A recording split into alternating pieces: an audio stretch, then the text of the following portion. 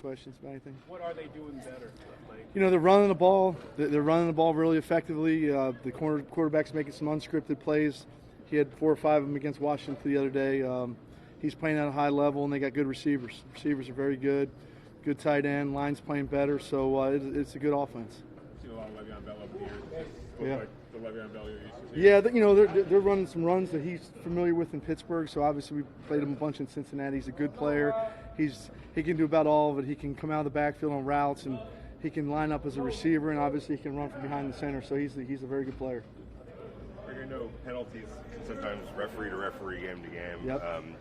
But with games being so important now and fine line and winning and losing, they become more paramount. Is there something that you could talk to your players about, or how to focus on just?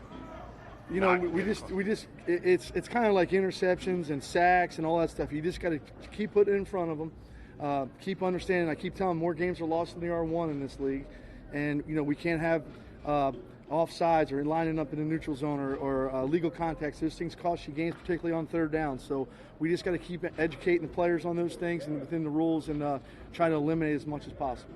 I haven't seen a breakdown really of who is committing penalties, but is that one manifestation of the youth of this team, or has it been across the board, you think? I think it's been across the board. I don't think it's been one younger guy or one older guy committing penalties. But we certainly have to cut them back as a defense, as a team, because it's going to cost you games, obviously. Whether you're getting penalties on third down in a red area, you can't have those penalties because they cost you games. John's talking about Max's relentlessness and the effort he plays with. Yeah. Is that something that jumped off the tape when you were looking at him in college? Is that something that just guys have? Or we saw him early at Eastern Michigan, and Travis Smith went up to Ypsilanti, saw him, and he said, "Hey, he's a good-looking kid." And you could see it on his college tape, and the minute he got here on our practice field, it was evident we had a gem. And he works his butt off. He's always going at 100 miles an hour, and you can ask for much more out of it from a young player. Is that something certain guys have and certain guys don't, or is that something that can you get that out of guys who don't play that way? I think it's part of, some guys you got to push to get that, and some guys you don't have to push to get that. So he's one of those guys you don't have to push to get that, which is always better. So. How does he think Nolan played overall, not just the interception at the end, but just overall? I think he's been doing a really good job for us. I mean, it's been a good move.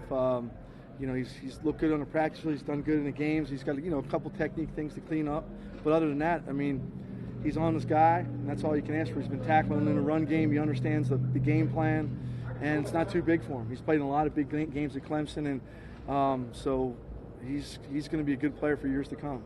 Spurrier said that communication wasn't really an issue back there, even though he was new, and there's been a lot of moving parts back there. Who's been sort of maybe the key to making sure things are smooth back there? I think Eric Harris does an excellent job of making guys around him better. He's like a coach out there. He can see the formations, understand the leverages, what may be coming, alerting guys. Maybe DJ being new, playing all the snaps that he did, wasn't quite sure about something. Eric can correct him. So I think Eric does an excellent job back there for us, and that goes understated. You guys have been pretty good about getting guys caught up on the fly. How's Preston Brown doing this week? He's doing good. Coming from Cincinnati, they're still using some of the same terminology. So when we got him on board, a lot like DJ, hey, this is that. He's shaking his head. Yeah, I get it. Well, we didn't quite have this one, or we didn't have that one. So that's the kind of time we spent on those areas. So he'll be caught up quick, and hopefully he can help us here in the short term. That's good. Good? All right, thanks, guys. Appreciate it. All right, we'll open the locker room, guys.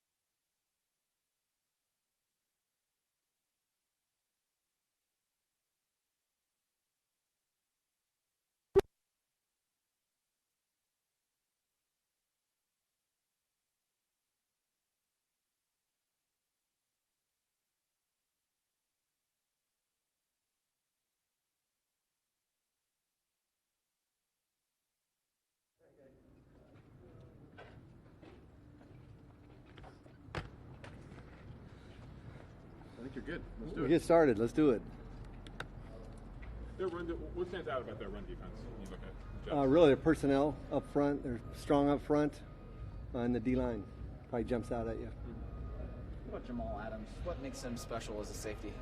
Great instincts, plays with great speed and passion, really, but instincts and his ability to find the ball is impressive.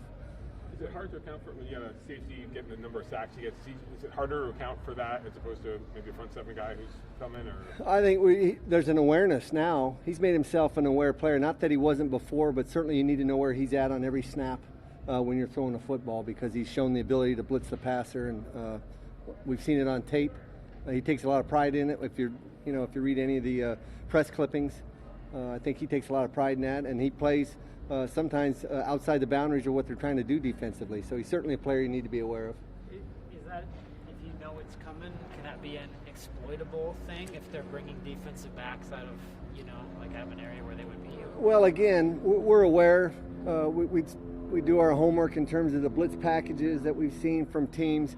But as he said, he's kind of a little bit of an unorthodox player, and that sometimes he's allowed to do his own thing. So when you hear that, then you know that certainly there's someone that you need to be aware of on every play, because within the structure of their defense, he could bring it at any time. So we're always going to be aware where he's at. Do you see Greg Williams' imprints on this defense? And what are just the characteristics of a Greg Williams defense? Well, I think it started in New Orleans was my first exposure to Greg, but certainly there's a lot of similarities in what he was doing then. But like every good coordinator, I think he's evolved over time, but certainly it's an imprint that he started when he was in New Orleans. What do you think? I don't know what do you make of is the right way to ask it, but Derek's yards per attempt really skyrocketed over the last 4 or 5 games. Is there something about the efficiency or the way he's throwing that's allowed you guys to take yards? I don't know if it's that, Scott, or just the fact, again, that he's now in his 6th year. And we always talk about the comfort within the system, with John's system. And I think a lot of guys sometimes look at that and say, oh, that's just coach speak. But in this case, I really believe that's part of it. I think he's very comfortable as a quarterback right now in this system. And he's got some good pieces around him. And I think that's another piece that people overlook, is that we do have some good pieces around Derek Carr. We feel real good about our offensive lines. We've talked about Josh Jacobs running the ball really well. We've got some receivers that have made some noise. So I think it's just a combination of a number of things. But when you look at Derek Carr, and there's a lot of qualities that set him apart from other quarterbacks, we feel, but his preparation really is second to none. So that's where it starts with him, and he's just really taken a hold of this offense. Where have you seen Hunter Renfrow make the biggest strides the last few weeks? Confidence, maybe it's a big part of it. I think he's now confident in that he can play in this league, and not only play, but he can excel. But getting catches early on in the season for a young player, I think that boosts their confidence. He's getting a better feel for the coverages that he's going to see at this level of football. So there's just a variety of things, but I think confidence probably more than anything else. You guys have started, I think, the last 5 games off with on the first offensive position with a running play to Josh, and they've all gained yards. Some of them a lot of yards, and everybody watches that, so I'm sure you'll change that up. But still, when you start off the game with a good hard-nosed play, does that mean something? Gains yards. I would say to our team it does. Yeah. We take a lot of pride in running the football here. I think we would say as a staff it starts up front, and it starts with Josh Jacobs. He's what we'd consider our bell cow. And again, not to slight the other runners that we have on this team, but we believe in Josh Jacobs, and we believe in what we have up front. And there's a deep-seated belief that when people tell you that they're putting a front out there that you can't run against, our guys are blind to that. So we're going to run the football, and sometimes we'll run it early. We're going to let it know, but by the end of the game, we want people to know that we are going to run the football. With considering the way these guys have played the run, that's kind of the acid test for that philosophy this week. Yeah, it's so impressive. Again, you look at the statistics, and their play backs it up. They're not hollow stats. They're again very front. The sound or the scheme is very sound in what Greg's doing in terms of trying to stop the run or stopping the run, which they have done this year. So we'll have our work cut out for us, but really we're up for the challenge. Greg, I know there's an element of not in your control when it comes to penalties, but as the games get more and more important now, what kind of conversation do you have about trying to limit the conversations, and can you when it goes from referee to referee? Well, you do, especially we put a huge emphasis now really on our coaching technique. Number one, each coach, the running backs, offensive line, tight end coach, across the board, technique in terms of some of the holds that we've gotten. But really, a big focus for us is the pre-snap penalties, and those are ones that we can eliminate. The pre-snap penalties, more than anything, has been probably the most disappointing. So we focused on eliminating the false starts, illegal formations, illegal shifts, and then it's cleaning up the technique for the other ones. 11 games in or so, do you have some evidence on what they're calling as far as the hold and the new holding? Yeah, we get a report. Again, Jerry Austin works for us here, and he provides us with a report each week on the officiating crew that we're going to have and their history of calls that they've made to try to help our players on what they can clean up. But and again, every refereeing or officiating crew is different, but we do try to educate our players on what this specific crew has called in the past. But it's more than anything, really, it's coaching the details for each position group. That's good. Is that it? All right. Thanks, guys. Thank you.